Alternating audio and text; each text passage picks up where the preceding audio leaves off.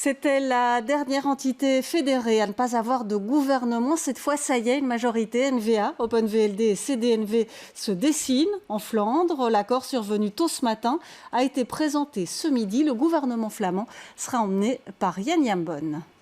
Ils arrivent pressés mais heureux d'avoir abouti. Les négociateurs NVA, OpenVLD et CDNV tiennent leur accord. Enfin, diront certains. C'est un accord qui donne futur à la Flandre. Plusieurs points concernent Bruxelles. La majorité flamande annonce notamment qu'elle va étendre le ring de Bruxelles à hauteur de Jette.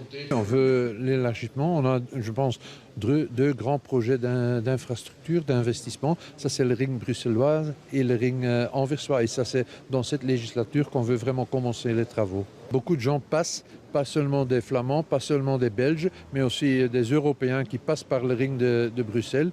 Et donc, je pense que résoudre les problèmes là, la même chose comme les problèmes à Anvers, parce qu'aussi beaucoup de monde passe là-bas. Résoudre ces problèmes, ça c'est bien pour tout le pays, je pense pour la mobilité dans tout le pays. Mobilité toujours, la Flandre enterre un peu plus encore la taxe kilométrique voulue par Bruxelles. Faute d'accord interrégional, rien ne devrait bouger. Je pense que les gens qui veulent travailler, qui vont au travail, je pense qu'on doit les encourager et pas punir, encourager pour utiliser d'autres modes de transport. Certains points vont rassurer les Bruxellois. La Flandre, qui vise l'équilibre budgétaire en 2021, continuera à consacrer 5% de son budget à la capitale.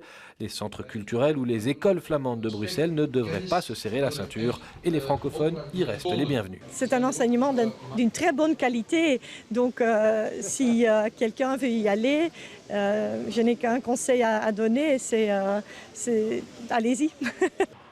La Flandre veut aussi réduire ses émissions de CO2 de 80% d'ici 2050. Elle augmente de 300 millions d'euros son budget piste cyclable, notamment pour poursuivre la construction d'autoroutes à vélo.